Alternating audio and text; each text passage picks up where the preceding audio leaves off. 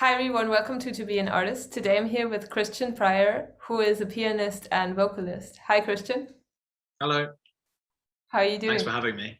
Yeah, I'm really good, thank you. Yeah, how are you? I'm good, thanks. We have worked together like a few times, Yeah, just played, tap dance, piano stuff, music, yeah, but do a lot more. I found out only when I subscribed to your YouTube channel that you're also a vocalist. yeah, that's right. I remember your comment on the YouTube I video. know. Yeah. I didn't expect that. I thought I'm gonna sign up, like, get some piano music, like you writing your compositions. And the first thing I saw is you singing. I was so not ready for that. It Have was a you always surprise, eh? done? Yeah, it was a surprise. And Yeah. the problem was that you were actually good at it because I could have gotten over it much faster. You would have been really crap. I'm like, oh, that's why you never mentioned it. But it was actually pretty good. Have you always sung? yeah, I have. I mean, I did a lot of singing. I guess I started when I was a teenager. Hmm. Um, like, writing songs and singing with a guitar, kind of like teenage love song kind of stuff. That's when I started. And then at school, I did, like the school musicals, and I joined the choir when I was in sixth form, so like 17, 18 years old. I sang in a choir for a couple of years.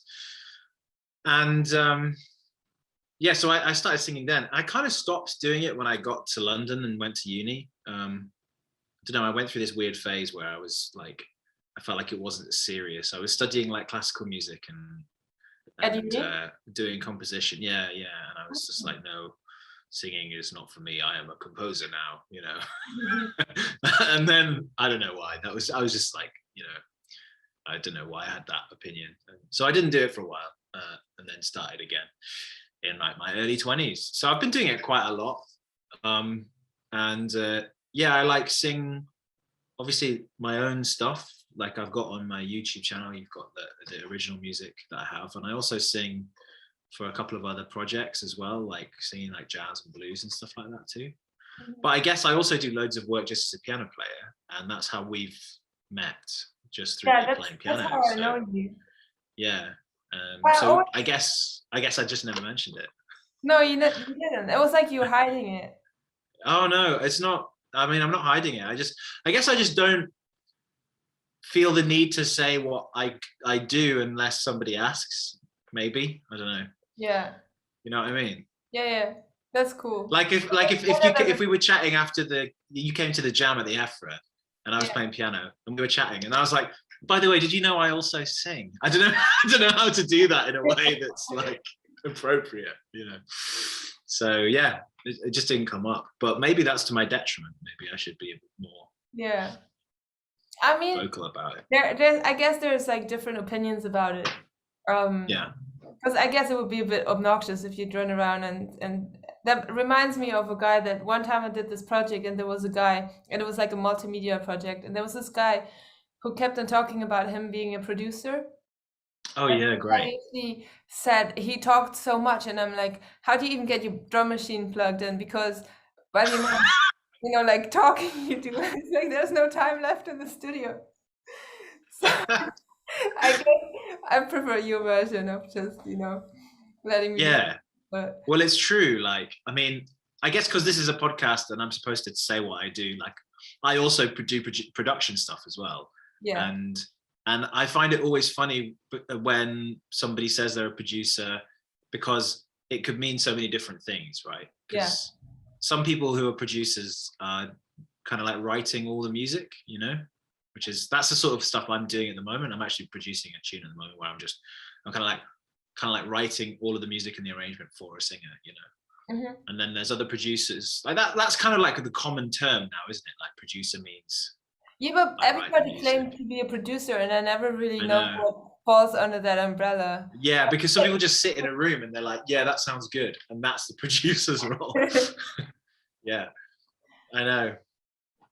I've learned that the people who keep on saying that they're producers are not big in business. Hmm. That's probably accurate, actually. Like, It's different in dance though, because if I think of a producer, I would think of more like a project manager kind of role, like somebody that like yeah, funding applications and yeah. almost like a, yeah, like a project manager. So, but what you're doing right now is more kind of like arrangements and Mm. compositions and stuff. So it's different.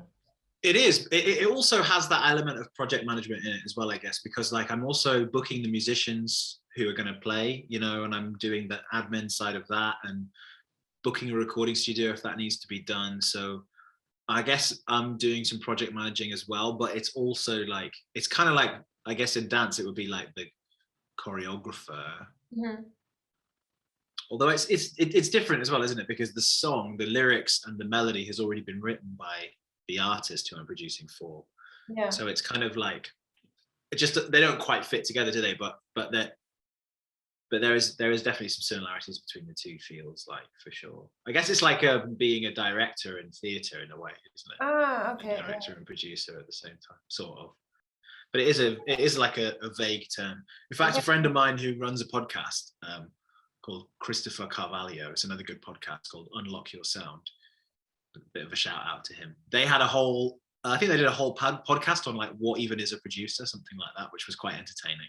I'll send it to you. I don't really have a clue either. You know, I think when I say I'm a producer, I think I'm right, but I don't know. I mean, it's true because anything is a producer like nowadays. Yes. Yeah, there you go.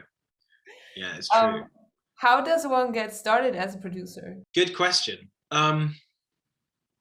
So I guess I got started through making my own stuff first, Mhm. and then through making my own music and putting it out there, sort of showing what I can do, you know, as if it's just me, and then also working with other people who, like for example, the first track that I produced was with a singer who I'm already the piano player in her band. She's called Olcay Bayir, and she's a Kurdish singer, and I play piano in her project, which is really, really fun. And she had listened to the music that I'd made for myself and was like, oh, I'd really love to collaborate with you. Could you produce, you know, like co-produce and arrange this track? So I did that with her. And then from there, you know, started to get some other things as well. You can sort of put yourself out there and be like, I am a producer, but like we've already established, I don't do that. Maybe, you know, maybe I should do more, but I don't know. I feel like it kind of like your work can speak for itself and it gets out there and then people come to you, and that's been my approach to it. You Yeah, know? Yeah, I guess whatever you put out there, it attracts back to you.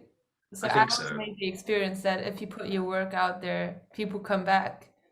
Yeah, Hey, you did this, this, this. Can I have a piece of the cake? I that's was it. I think so. I was just picturing you doing a TikTok video of like the producer's song. Oh yeah. I wanna be a producer.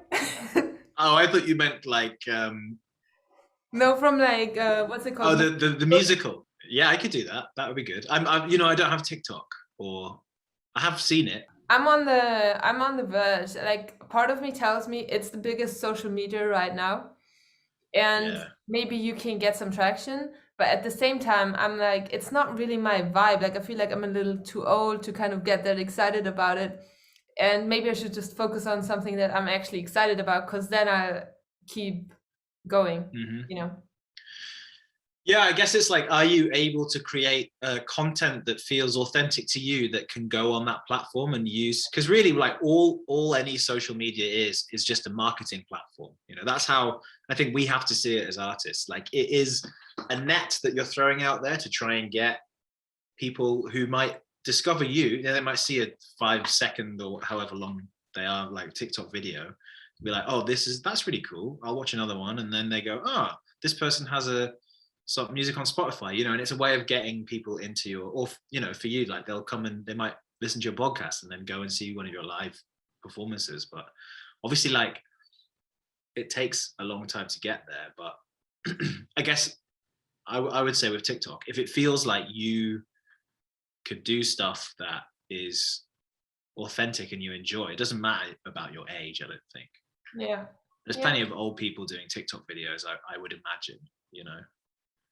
Like, Yeah, I don't know. this is I'm coming from somebody who doesn't look at TikTok, but I just think that's how it works with all social media, I think, right? Like, yeah. so What's your online platform of choice to promote yourself? it's Instagram. Yeah. Yeah. Or, well, I guess now it's like Instagram, and I also want it to be YouTube too. Mhm. Like, I'm starting to put things on my YouTube channels gradually. Um, so I guess, like, for me, I have the podcast that I do as well. And I try to make that video too, so I can have that on podcast platforms, but then also on YouTube, and you can get a load of video stuff from that. And I'm also putting all my music up onto YouTube, but then also all of that stuff can go onto Instagram too. So I kind of see all of those things, the YouTube, podcast, and Instagram, all as working together as just a kind of, it's something I really enjoy, but it's also like kind of marketing to try and get people to listen to my podcast and then check out other things I'm doing too, Yeah. So Um, while we're talking about it, what's your podcast yeah. called? And what is Oh, and what's it about? It's called the Christian Prior Podcast, and the tagline is conversations on the creative process. Mhm. So, so I've done 4 episodes so far. I'm about to release another set of episodes soon. And I've had different artists on, or people related to the arts world, talking about different aspects, so that there has been some stuff on the creative process, and there's also been some things on like marketing as well. Like, for example, the last episode I put out was with that guy that I mentioned, Christopher Carvalho, he's a music, like, marketing expert, and he has a blog, he has his own consulting business. He's a really good guy, and he like, basically his whole goal is to help independent artists develop their own marketing system online, so his goal is to get people to be self-sufficient, which is a really nice thing. So I had him on talking about a lot of ideas around social media marketing for artists and stuff like that. So that was my last episode. And then the episode before that, I had a filmmaker called Nick Gavin, who has made some music videos for some of my songs. And he also makes a lot of music videos for other musicians. So we talked a lot about that, the process of making music videos, and his sort of unique takes on things. He's got this amazing way of using effects through on film that just create this, like, not visual effects like CGI, but actual, like for example, one of my music videos, he shot the entire thing through a fish tank. So it's got this like watery effect, and he has this cool ink kind of spurting into the fish tank. You'll have to go to my YouTube to check it out. It's called Give Me Strength. And then he also did the video to Why Should I Care. Both of them are really, really cool. Mm-hmm. That Why Should I Care one has like swirling ink and all this stuff. So he came on, and then I had 2 musicians as well, Alex Hitchcock and Midori Yeager, and we were just talking about their process. So it's quite varied, but it's all music focused stuff. Yeah, and I listened to those 2, the first 2. Oh, great! I didn't get notified for the other 2, but I think sometimes Apple Podcasts can be really, like, I've subscribed to a lot of podcasts. Yes. I feel like there's not a nice system to kind of line up all the podcasts nicely. They just like there, like it's. No, I think you're right. Yeah. So I don't have Spotify though. My podcast is now, because this is the 2nd season. Yes. Well, I called it the 2nd season because I had 15 podcast episodes out and then nothing for like 4 months. So I'm like, all right, to just randomly release like another little episode, which is not getting much traction. So I was like, okay, season 2. Yeah, I think that's a good way to do it, isn't it? Yeah. I mean, it's also like, it's decent if you do like 3 seasons in a year with 15 each, got a few weeks in between because things always happen, Yeah, I mean, making a podcast like is quite time consuming. As you and I both know. So, like, I've not done as much as you. I've only done 4 episodes, and I already had to have a break because I was so busy over the winter with performance stuff. I just didn't have time to do it. So I totally get it, and I think doing seasons makes sense, especially like around this time of the year, it's quite good. You can record a bunch and then just release them gradually, right? Like That's that's the a nice plan. way to Because do it. recording Yeah. is fun and is the least time consuming Yes, thing. I know. But then everything after, like you have to obviously edit it. But like then it's quite easy because I use Premiere Pro. You can just export the video and then you can export the audio separately, but you don't need to re-edit anything. You just need to click a different button and do it again. Yeah. But then newsletters, social Oh media, yeah, I know. Yeah. posting it thousands of times everywhere, like replying to comments, inviting people. Like I feel like that's the hard part and the time consuming part. It's really hard, and I think it feels like whilst you're doing it in the moment, it feels like, oh, I'm just putting this. Do I really need to put this post on Instagram? Like, will I get that many likes anyway? Sometimes you might, sometimes you don't, right? It all depends on the algorithm. It's like, is it really doing anything? But then I guess the thing is, if you keep doing it in like 5 years time, if you've been that consistent with all of it, it all makes sense, but it's sometimes it's quite hard, isn't it, to be that future focused with it when it's all such a drag. Yeah, for me, it's like I'm super hyped about all the conversations. So like as soon as I get off the call, I normally can't sleep, which I should. I'm like inspired. I'm hungry. Like I'm getting really antsy now because obviously I've had a break of performing just because I was studying. But now I'm speaking with a lot of people that inspire me, or that I perform with, like you, or when was out, like just got released. Yeah. And I get really antsy because I'm like, I want to get back to performing. I need to be on stage. I need to see those people again. What am I doing here? So like, definitely. I feel like it really drives me. But yeah, I think for me, you have to batch film because it sneaks up on you. Like just somebody just needs to get sick and have a sore throat and not make a recording. And if you didn't have like a few episodes up front, you're just gonna miss a week. And as soon as you totally. 1 week or like whatever your schedule is, because like it doesn't have to be, like every weekly, week. Some people do monthly or whenever, but like I think it's good to be regular with those things so people that kind of rely on you posting. I want to do the whole season completed in March, like complete filming it, and then I have time to edit. Yeah. So how much do you edit each episode? Do you do a lot of editing? Do you cut them down, or do you try to make it?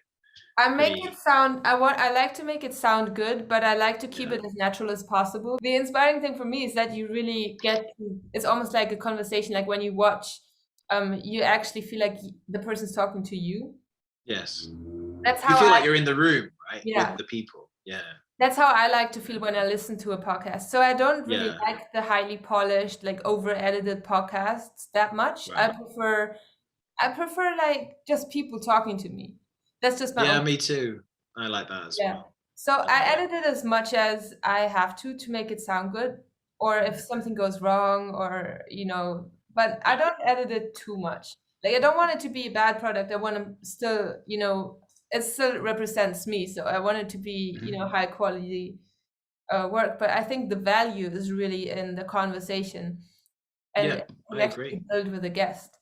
So I don't over edit it, but because podcasts are quite long, even if you do just a little bit of editing, just by watching it through 3 times, that's already the whole day gone. Right, exactly. That's the issue. I came up with this strategy of being like, right, I'm not gonna listen to it until I'm editing, because if I'm like, oh, I'm gonna listen back to that and see what it was like, that's already, if it's unedited, it could be like 2 hours, 2 hours of recording, something like that. And then so the editing part really does need to be thought out, doesn't it? Because otherwise you can really find yourself swallowing time with it. But it is really fun, and I guess I really get a sense of satisfaction when I post it. It's like out there, I listen to podcasts since I was at school. I started listening to them really early on when they just started coming out. Always been a fan.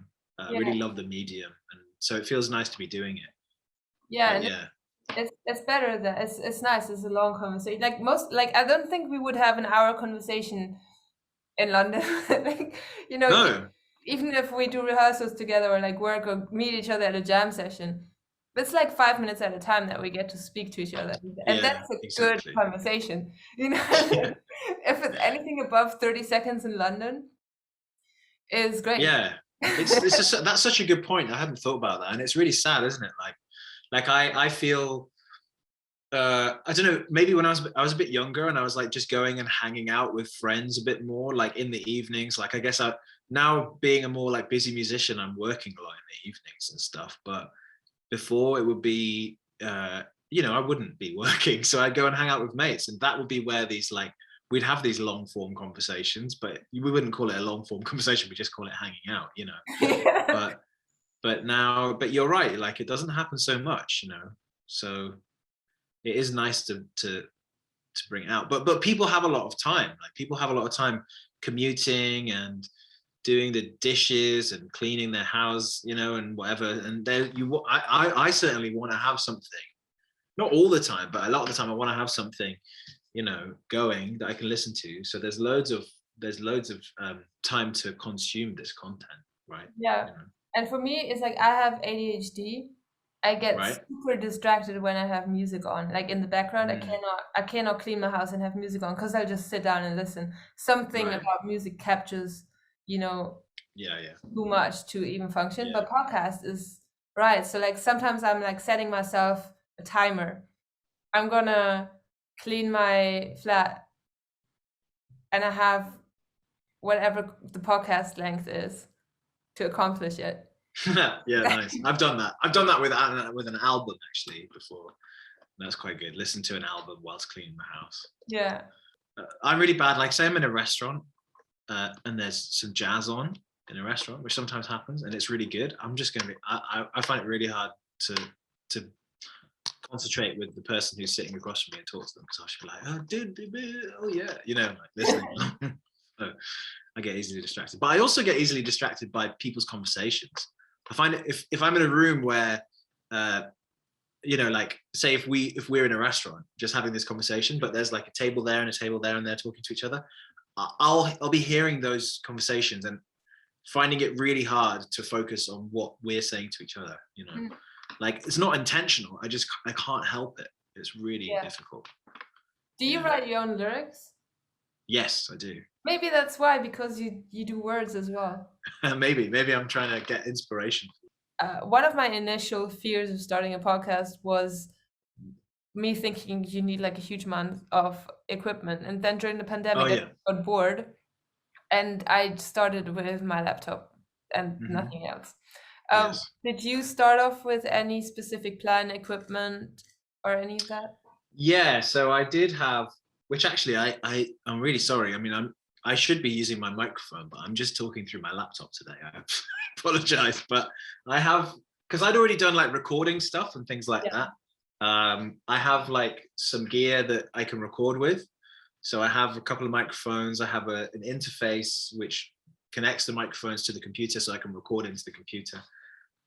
That's it really. Other than that, I didn't have anything else, just my laptop and some microphones that I already had. And I started filming as well with because I had the conversations actually in the room together with the first two anyway. The first two podcasts are, I'm in the same room as my guests, right? So I had two microphones set up and my phone filming the conversation. So I had a few clips, because one of the other things we do at the end, if I have a musician guest on, is we'll do a duo kind of little performance, and then have it at the end of the podcast, and then also film that and put it up on YouTube as well, which is really nice. But again, it's like even more work for editing, because it's like editing video and audio. So I really like that idea. I'm going to try and keep doing it. We'll see how sustainable it is, but so that's it really. Other than that, I didn't have anything else. But do you have any microphones or anything like that at the moment? Nope. Do you want to get set up like that? Because if you want, we can talk about that later, and I can tell you what I use. Okay. Yeah. I think eventually I want to improve, but because I just started it as like a little lockdown project, really. Yeah. Usually. I don't think it's necessary, Yeah. I think now going into audio, and because the first season was only on YouTube for me, and only this season I'm starting to put it on on like I use Anchor. I don't know if Yeah, you, me too. yeah. Yeah. So now I think if it's audio only, it's more important to have better sound quality. Then I think people tolerate on YouTube when they can also watch it. They Maybe. tolerate sound a bit better. But I definitely want to speak about it because I've been thinking about it because Yeah. I also want to set up my tab floor with. Yeah. I want to get a bunch of mics. Like people keep on telling me I need a contact mic. And I guess I want to Okay. have a contact mic just to have it, but I prefer condensers. I want to try a synchronized overhead drum Mm. condenser, but just on like low stands. Okay. Yeah, that'll be In cool. my imagination, that works out because tap the pitch is not that low. It's not as low as tap dancers always think it is. Hmm. So I No, think it's not low, I don't think. no, Yeah. yeah, no No. musician ever thinks it's low, but I think tap dancer because we imagine a bass drum sound when we drop our heels because it's like do do like and in your body Right, it's right, right, quite right. heavy, but I think realistically it's just not that low. So Yeah, it's still like a bit of metal knocking on wood, isn't it? So, yeah, you know, so I still like think that kind of mid-range, sound. but I think Yeah. condenser and also because of the floor, some sound technicians have been like, yeah, it's hard to balance because when you move around on the board, Mhm. it sounds different. So Okay. that's why I thought the synchronized one would work. Yeah. Yeah. Um, so yeah, but that's my next project is to get like a bunch of mics. Yeah, I was going to say I listen to a few podcasts that are just audio only, and Mhm. they're very good, and they don't use microphones. They just Oh, do it really? on Zoom, like we're doing right now. So I mean, yeah, it's good, but I feel actually people have a pretty good tolerance for the audio, just in Yeah. general. You know, as long as it's audible. And now with the Zoom thing, we're so used to having conversations with other people on Zoom and on Skype and everything anyway that I think we're just kind of used to it. So I like Zoom meetings because I can connect to the whole world via my. And before the pandemic, it wasn't like that. It's not like I constantly had meetings with people across no, the whole world. Like like yeah, it wasn't normal, was it? yeah, it's very it kind of shrunk the world a little bit. So Yeah, I'm not absolutely. mad. I mean, obviously, it's not a replacement for hanging out with people, but I think it has. No, but it helped. I mean, it helped in the pandemic a lot, didn't it? Yeah. You know, just to be able to see people. I mean, for me, like, I was able to teach all of my piano lessons on Zoom, so Mm, I was able to still have some income, which was great. You know, and I still have students now that are just on Zoom only. yeah. So that's really cool to be able to do that. You know, it means you can work from anywhere technically. Yeah. So, guys, if you want piano lessons with Christian, Yeah, hit him up. yeah, yeah. Drop me a message. DM. Slide into my DMs. The next thing I want to question you about, or like Yes. ask you about, I just found out you studied classical piano. Oh, I didn't study classical piano actually. I mean, I guess I sort of did in as much as I did like the classical grades and stuff like that. But Yeah. no, at university I did like an academic music degree. So it was like more composition and theory and a few essays and things like that. But it Hmm. was a mostly classical course. Actually, it was quite a good course because I studied at King's College London, and they had this little connection with the Royal Academy of Music, so you could get your instrumental lessons there, which Ah, meant I actually was able to get jazz piano lessons. So I did, because I'm a jazz pianist really. So I was actually getting jazz piano lessons whilst I was at uni, which was really helpful because I thought I could play jazz piano when I moved to London, and then I realized pretty quickly that I didn't really know anything. I didn't know what I was doing at all, you know. So I had lessons for 3 years with a great piano player who was, I believe he was a master's student at the time, or he'd just done his master's at the academy, called Hugh White. And he mhm. just showed me the ropes, kind of just showed me everything I needed, which was really good. So yeah, at uni, it was more like composition, studying how to compose in the style of Bach and Beethoven and Mozart and Debussy, all these different composers from different eras, and then writing your own composition free, kind of like more modern style, you know. And then some essays. Like I studied the 1950s avant-garde, like people like Stockhausen and Boulez and people like that. That was really fun, really weird stuff that I really enjoyed. But also I got to go and study a few modules at SOAS, you know, SOAS, Yeah. university there. So I did Cuban music for a term, which I really enjoyed because I love Cuban Can music. you explain SOAS for the listeners, because they don't know it? Oh yeah, that's a good point. So SOAS is it's a university, part of the University of London, and it stands for School of Oriental and African Studies, which, I mean, basically all of their courses are just sort of focused on, I guess, non-European subjects, you know, non-European issues. So the music, I mean, I don't know if there's some European stuff, but like the music department, you'd be learning, if you studied music at SOAS, you'd be learning about Cuban music, you'd be learning about Indian music, Middle Eastern music, you know, stuff like that, which is really awesome. And I believe all of their others, like if you study law there, it might be focused on law in other parts of the world other than Europe, and, you know, basically like white Western, the Western world. It's a really cool place. That was wicked. That was really fun. So yeah, that's what I did, classical music wise. And it was really good. You know, it gave me some really good fundamentals that I can now use in like my piano playing and production work and arranging.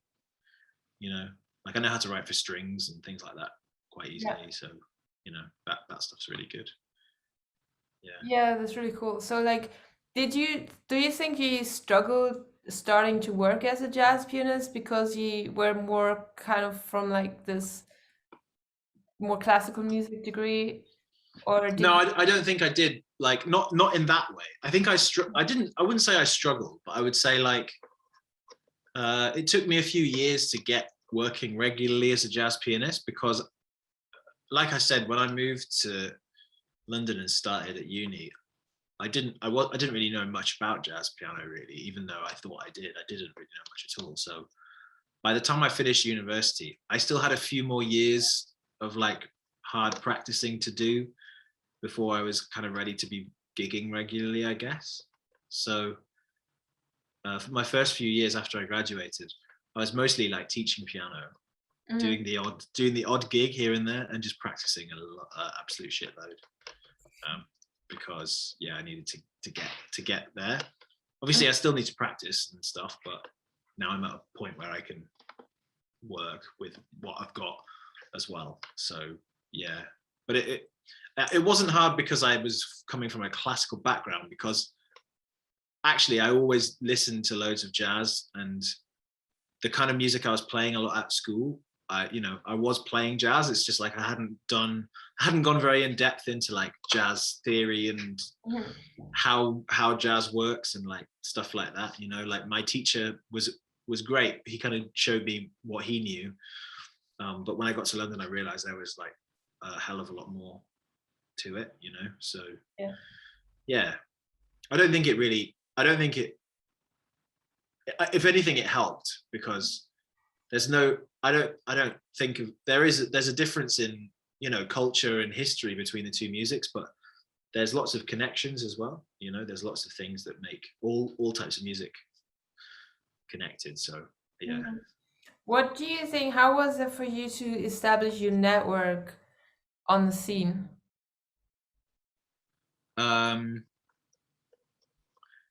It was, I guess it was quite slow. I don't know if it was slow. It just, I guess it was quite organic, I would say, you know. Like I was practicing on my own, and then I started going to jam sessions, and, you know, I had a few friends from uni who I was already playing music with, and they were also getting into doing more jazz stuff too, you know. So I would meet people that they were playing with, or I would meet people at jam sessions or meet people on gigs. And then as I got better, gradually people would start asking me to play with them, you know, or I would ask them if they wanted to play, and they would say yes. And slowly I would build up, I sort of slowly built up a network that way. But it didn't really feel like that at the time. It just felt like I was meeting people, making new friends, and asking to play. But I guess it turns into a network, right? You know. And then, but most of it, like the people who I play with regularly now, most of it was through friends or friends of friends, you know, or meeting them on a gig. That's kind of how it would all come together. Yeah. Although I guess now I'm at a stage where, like, because I know enough people on the jazz scene in London, you know, I have lots of people's numbers who I maybe haven't even met yet, you know, because I'll be like, oh, I'll see if that person's free for a gig, because whoever isn't. And so I kind of at the stage now where I can get people's phone numbers, but I don't necessarily know them yet. Have you ever called someone for a gig and then he showed up and you didn't recognize who it was? I'm like, who are you? Oh, I'm the bass player. That's right, you're the bass player. Does that ever happen? I've definitely had, like, I've definitely booked a musician before that I've never met, that's been like off of a recommendation, like usually because like the person, it's a very short notice, the person who I was originally booked can't do it, you know, so, and they find somebody, like the last person I had was a sax player, you know, who I'd never met before, but I knew it was him because he had a saxophone, so it was luckily I was able to deduce that was probably the guy who I needed to say hello to, you know, so yeah. But yeah, no, it doesn't happen too often. Usually it's people I've met before. Yeah. And then, I mean, if I'm booked on somebody else's gig though, it can happen all the time. Like, you know, like if I do a gig for someone else, I might not know anybody else on it. yeah. So that's really interesting, because I think a lot of people don't realize how many gigs musicians do, and also how flexible you have to be, because one day you never meet this guy, you show up because you're subbing in for one of your friends because he's got like COVID at the moment, probably most likely, and then you've got to play somebody's music. You've never seen the guy, you might have not listened to his music thoroughly, like, you know, maybe a little bit on the way to the gig, and the next day you play something else, then you produce somebody else's music, and then you know so you have to be very versatile. Yeah. How do you do it? Well, I think that's really funny. I think that's like almost musicians' dirty little secret sometimes, you know, like you go to a gig and you might be playing with people you've literally never played with before, and it all goes well, and after the gig, you know, people come up to you from the audience, they're like, oh, that was fantastic, like, you guys, you know, do you play together often, like how long have you been playing together, all this sort of thing. It's just assuming that you're this band that rehearses every week, you know, and you met when you were in primary school, and you know what I mean, and it's not the case. But I think I've never had this, I've literally actually I don't think I've ever had this conversation with a musician, but we always say like, oh yeah, we played together before, of course, because almost we feel like we don't want to say like, yeah, actually I've never met these people before in my life, you know, but I think I have said it once or twice thinking about it, and people have been quite impressed. But I think there's also a risk of being like, what do you mean you've never played together, you never rehearsed, especially if you're being paid quite handsomely for what you're doing, which, you know, you definitely don't want to let people know that you never met the other musicians before. But it's quite funny. But like, how do we do it? That was your actual question, wasn't it? Well, I guess with jazz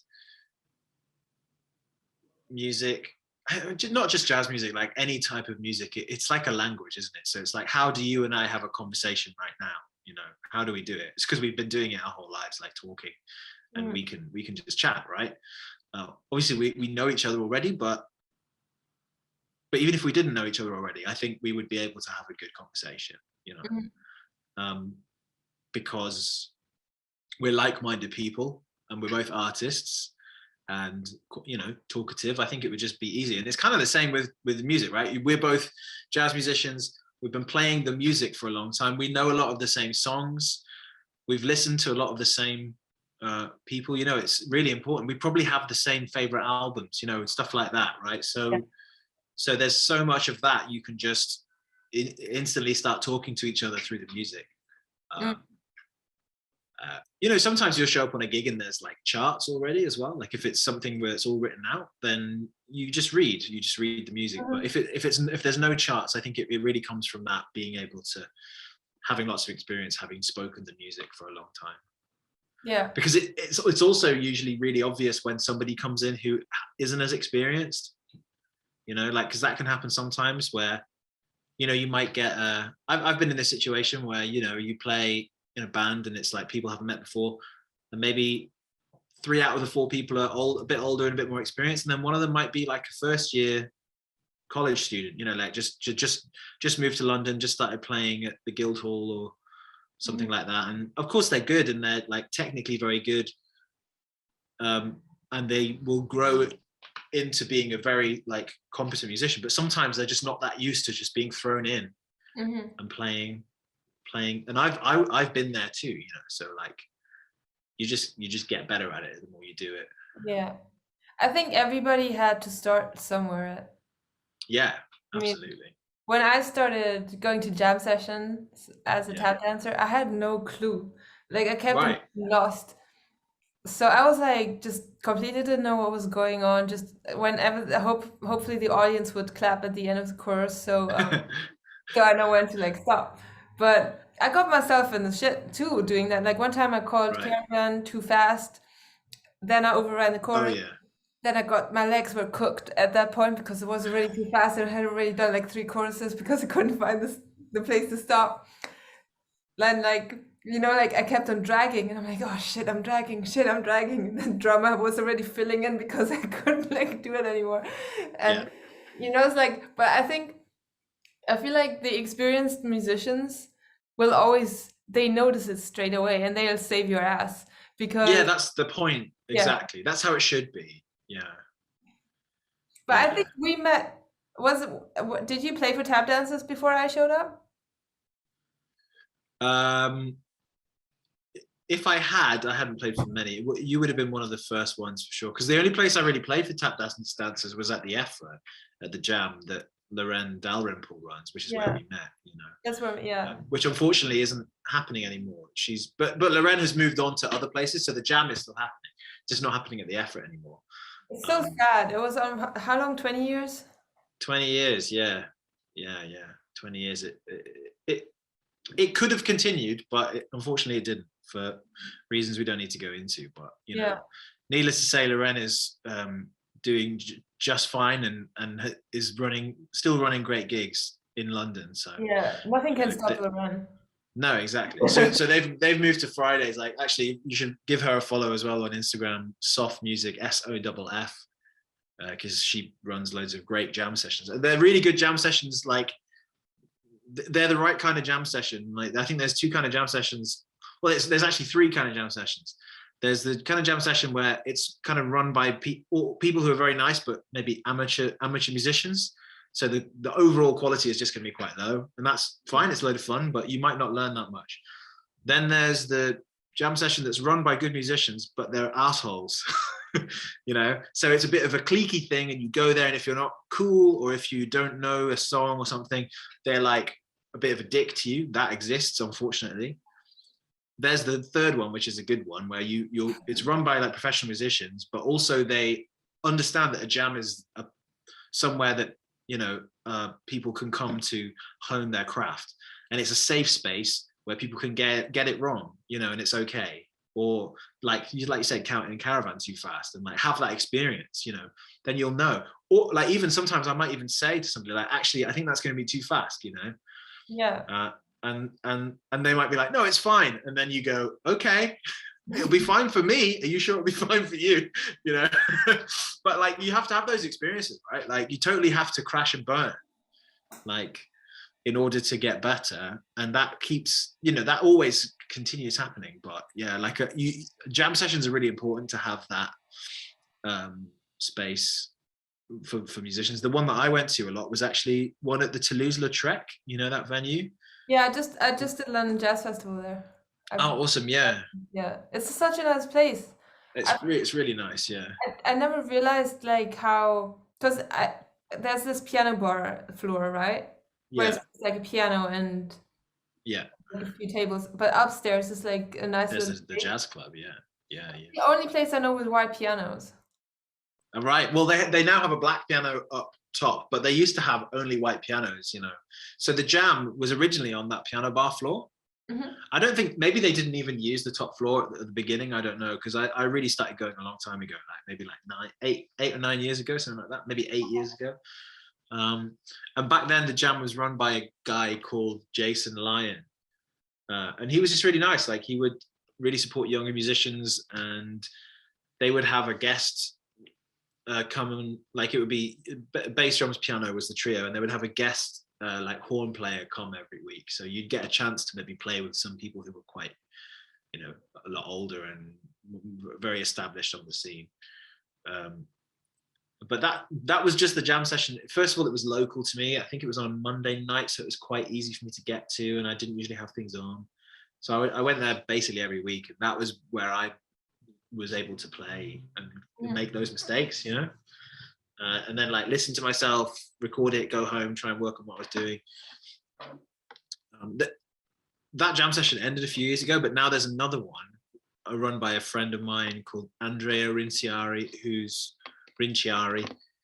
is doing it on Tuesdays. So Tuesday nights there's another jam session there, and that's also going to be very welcoming. It's also at Toulouse. Yeah, also at Toulouse upstairs. Nice. So that's definitely worth going to. I've been once. I need to go more. I'm going to try and go. Because Yeah. I actually want to start going out and playing at jams more again. Because I just have, the lockdown's been so, you know, so rubbish and so long. Obviously it's over now, but I don't know. I still feel like I miss getting out and playing. So I need to do more of that. The good thing about jam sessions is that you play with different people, and you only play like one tune, but you meet new people, you hear what other people play. You know, like I go through phases of going through to like thousands of jam sessions or none. Like, yes, me too. Yeah. Yeah. Sometimes you just need a bit of a rest from it, but sometimes you need to focus on, like, I feel like sometimes when I work on projects that really demand a lot of energy and a lot of focus, I kind of never make it to jam sessions because I'm so in a different headspace. Yeah. That sometimes I'm like, I can't really do a like, you know, even if it's just a standard. Like, I don't know, take the A train. I just cannot do take the, I can't, I don't have the energy, you know, because especially because I do a lot of multimedia projects. They're very avant-garde, and I'm like, I've just spent all day doing crazy shit projector and like you know, but yeah, but I definitely come. I think I've seen you at Ronnie's too. Oh yeah. I used to go to the Late Show sometimes and play there. Back when I don't know what, because post lockdown they've changed it a bit.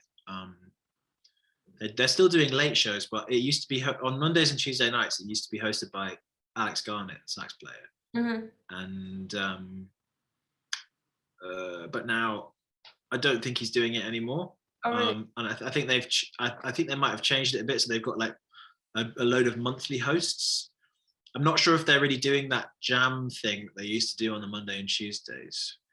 Yeah, because which is a bit of a shame if they're not, because it was really great. But it was great, and it was the only space in London that really did a late anything. Like, it was kind of like, if you think about gigging musicians, the only place you can go was Ronnie's after your gig. Exactly. Yeah. I don't know. It might still be happening. I'm just not sure, but I have a feeling it's not. I'm not sure, but actually, if it's not, hopefully it will again soon. Sorry, what? Fun fact: the reason I joined the Musicians Union initially was because of the Late Show. Free entry. Yeah, I remember seeing you at Ronnie's for the Kenny Barron gig. Kenny Barron and I love Kenny Barron. I think he was there with his with the trio, the original. He was there with Jonathan Blake and Dave Holland. Oh, Dave Holland. That was Piano Trio Festival. Yeah, he's great. That was awesome. But actually, like, Kenny Barron grew up in Philadelphia when they used to do, like, you know, residencies. So you used to not do what you do today so much, is that you go from like completely different things every single day of the week. You had like 1 week, 2 week at the same venue with the same band playing more or less the same material if you choose so. Yes. So I think there was like a certain type of growth happening during the residency that now it's really sad. Yeah, it's really sad that doesn't still happen, I think. I think a lot of bands really benefited a lot from that whole scene, and it used to be like that in in England as well, I believe. There is one gig that I do, which is like a six night residency. Still, it's at Brasserie Zadel, which is the French restaurant in Piccadilly Circus. Like they book a band for the whole 6 nights, which is really fun. But it is like, it's not like original music. It's like, you know, you're playing standards for the diners. It's really fun, and you can play straight ahead jazz pretty much however you want to. But that means you're still playing like within a sort of confine of straight ahead jazz, you know. So it'd be a dream to have like an original project where you're just free to play whatever you want, however you want, for a week or 2 weeks, something like that. You know, that would be awesome. Yeah, but it's pretty rare now. I wonder even like financially whether it really works anymore, you know. Yeah, because I think we're really overexposed these days to newness. Yeah. I think a lot of it's got to do with, like, I say financially, like they used to have to do that because there was no, you know, you didn't have recorded music. It wasn't so easy to just play stuff on Spotify through speakers. Whereas now, you know, like now you can pay $9.99 a month rather than pay a band every night. You know, unfortunately, that's a lot of venues make that decision, which I get. I mean, it's hard to earn money if you like own a restaurant or own a bar or whatever. Like they're not. Most of them are not making a huge profit, right? So it's difficult for everyone, but it would be nice to have those kind of longer residencies for sure. Yeah, I feel like that's why I really try to always buy a drink or something whenever I go to jam sessions. Yeah. Yeah, there's a lot of musicians going there and asking for tap water. Yeah, and in Britain there's this culture of tap water, and I don't think people actually benefit from it in the long term, because yes, you get free water, but like in Germany, for example, it's you don't ask for tap water. Like if you have to take like an aspirin, you ask like, oh sorry, can I have some tap water? I've got to take some medication. But you normally pay for water, which results in every kind of the whole experience being more rounded, because I feel like here they already price the food or price the tickets with the thought in mind that people will be asking for tap water, so you're kind of paying for the drink you have. Yeah, that's true. Like it, in a way, it inflates the prices a little bit. Yeah. Yeah, because I think in Germany, correct me if I'm wrong, but I think in Germany, like food and drink is a little bit cheaper. I feel like it's cheaper. Really? I mean, it depends also where you go. I think it is. But I feel like you get a meal with drinks for the same price as you get a meal in Britain. I think so. I think just Germany, from my experience, I haven't been there for quite a few years, but I've spent quite a lot of time in Germany, and like it just felt like cost of living in general is just a little bit more, a little bit lower. It's a bit easier to just like survive there. But I think London is also very extreme. I think that's true. I think London's wages versus like, you know, your income versus living expenses are a bit more balanced in Germany than they are in Britain, because I feel like Britain, not only musicians and, you know, artists and stuff, but in general people earn less than in Germany. Teachers, you know, all that kind of jobs, you don't really earn that much money, and then you have kind of very highly priced living costs. Like in Germany, it's not very common for 40-year-olds to live in flat shares. Whereas in London, I feel like everyone lives in a flat share. Yeah, it's hard to afford anything else unless you've saved for the last 20 years or something like that. Unless you only work for your apartment. But then you're a slave to your apartment. Yeah. But it's a bit different in Germany, isn't it? I think it's a good model there. Yeah. But then how is it to live as an artist? And because I know, like, I've spoken to some, obviously, like, there's really good funding for the arts in Germany. Yeah. But I've spoken to some jazz musicians from Germany who've said it's really hard to make a living as a jazz musician, and that's why they came to London. So I don't know, like, I think we have less of this. The reason I came to London, so I never worked in Germany because I came to London when I was 21. So all my professional career was in London. I just went back for like a few, like I had a residency for a month in Berlin, and then like a few gigs here and there, but it was never like, you know, it was never that I was trying to sustain myself as an artist in Germany. I think it very much depends where you live. Munich has 7 full-time big bands. That's right. Yeah. So Berlin has a lot of creative artsy stuff, but they don't earn so much for their, uh, you know, gigs because it's more creative, it's more like underground, more grassroots, but then there's no money in it. Whereas Munich Yeah. has money, but then you're slave to kind of play what they want. What the people of Right? Munich So, want to hear. Yeah. yeah, Yeah. Sure. but I can't really, That's all. I mean, that's kind of how it is everywhere, isn't it? It's like yeah, you got to do a bit of both. You know, I have to do a bit of both to kind of like make it all work. yeah. I think Yeah. funding wise, it's slightly different than in the UK because I have the feeling the main funding body in the UK is Arts Council. Yeah, I think so. Yeah. And in Same. Germany, we have no Arts Council. We have a Ministry of Culture, but that's per state. Yeah. Right. It's all done in the state, isn't it? Mhm. At So the a lot state of level. time your location kind of depends, Mhm. and then you kind of apply to your state. So if you're Munich, the Cultus Ministry of Bavaria will be, but there's grants. I just can't say how easy it is to get them No. or stuff like that. But I was gonna ask you about it because finance is always an issue. And Mhm. I refuse to believe that artists have to be, struggling poor peasants. And Yeah. I feel like this is almost like kind of masochist, um, romantic self-view some artists have is that they have to struggle or like that it's Yeah. normal to struggle. But like, how how do you approach, let's say, funding applications, grants, fundraising, sponsorships, any of that kind of stuff? First of all, I totally agree with what you said. I think some artists feel like that's just how it has to be, you know. So they just decide that they can't make any money, and then you never will if you decide that, you know. But I mean, so to answer your first question, I've never done a funding application in my life. So Really? yeah, really, I've never done one. Wow. I'm actually about to start doing some for the first time soon. So I don't know. I'll get back to you on that Okay. one. Yeah.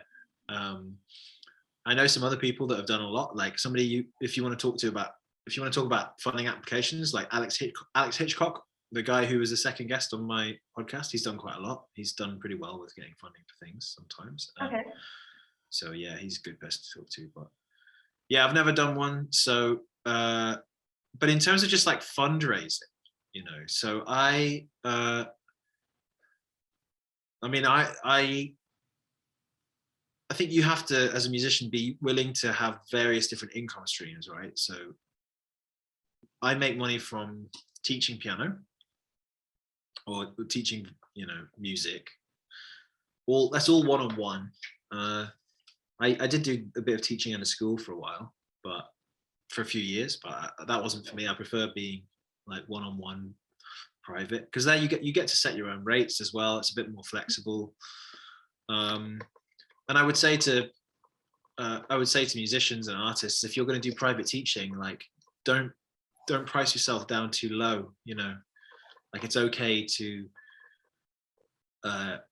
charge a decent hourly rate. Like look at what other people in other fields charge per hour. You know, for their time. Like for example, a personal trainer or like a sports coach. You know, like or I mean, lawyer is crazy. They charge loads per hour, you know. But I think it's good to like for example, personal trainers. It wouldn't be uncommon for a personal trainer to be charging 80 or 90 pounds an hour per session, something like that, right? And you would see that personal trainer every week. I can't think of many music teachers that charge that much, you know. I mean, I don't charge that much either, just to put it out there. But like, you know, that's just to give you some perspective on like how, you know, it shouldn't be £15 an hour, you know. Yeah. It shouldn't be. It should be going up higher. So that's one thing is, and that's an issue I think that you can just apply to all the aspects of money making for musicians. Don't price yourself low. So like another way I make money from teaching. I make money from gigs, Mhm. and some gigs I might make like 50 quid, and other ones I might make like 500. You know, it depends on what it is, but I'll do like private gigs, like functions and stuff like that, and those are definitely the ones that pay better because you're providing a service. Like you're playing in a certain way for people. You know, you're not necessarily doing your own original stuff. Like I have done original stuff in a like paid function setting before, and that's obviously awesome. Mhm. But that's not as common. But in that situation, you just need to charge a lot. You know, you need to charge what you're worth. So that's my take on it. I guess like also like production stuff. Like I'm making money from producing. You know, like okay, it's good to do stuff for free for people, especially to get started. But if somebody approaches you and says, "Oh, I heard your song that you produced for someone. I really like it. Would you do a track for me?" Then you have to charge for it. You know, and you have to think, how many hours am I going to be doing this for, you know, and how many hours is it going to take? How many hours have I put into honing this craft to be able to get to the point where I can actually do this? You know, like I'm not going to say like what number you should come up with, but just don't undervalue yourself as an artist, you know, because there's other people who won't. There's other people like there's plenty of musicians who make a shitload of money, you know, doing stuff. They really are, and they just are the ones that figure out that they shouldn't price themselves down from stuff. So yeah, I guess that's kind of how I feel about it. Like, and then at the same time, that means I have absolutely no gripes about doing a gig for free if it's something I want to do. Yeah. You know, if it's with with friends, it's an original project, and I really like their music, but it's just getting off the ground. I'll do it for free. I'll rehearse for free. I won't take a fee. You know, so I have no problem doing that. It's just like it's got to be the right thing. You know, if you're being asked to play in a hotel for 3 hours and they're going to give you 70 quid, that's not right. You know, but maybe if you're playing for an original project and they're offering you less than that, that's fine. It depends on the context, right? You know, so yeah. But does that sort of answer? I mean, it's not really about funding, but it's about making money, right? Making a living. Like I'm not a poor musician. Like I'm not rich, but I'm not scraping by. I'm doing okay. You know, I'm comfortable enough. Yeah, I see all the instruments behind. yeah, right. Like lockdown was difficult, of course. You know, that was a bit more of a bit of a scrape, but yeah. Thank you so much for listening to this episode of To Be an Artist with Christian Pryor. This was only part 1 of the conversation, and part 2 will be released next week. Please like, comment, and subscribe if you're listening to this content on YouTube, or if you're listening to Be an Artist on any other podcast platform, please leave us a 5-star review and recommend us to your friends.